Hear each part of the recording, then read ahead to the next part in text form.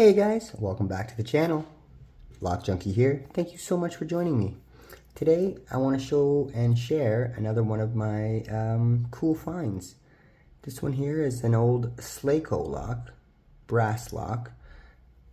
Ooh, 50 mil maybe? 50 millimeter padlock? 45 I'll say. Good 45 millimeter padlock.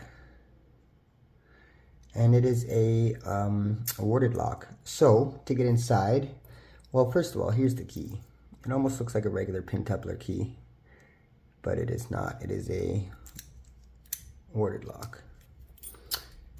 So we're going to take out our warded picks, our skeleton keys here. And what you do is you just run through them until it opens. I'm thinking we're gonna have luck with this one here. So stick her in.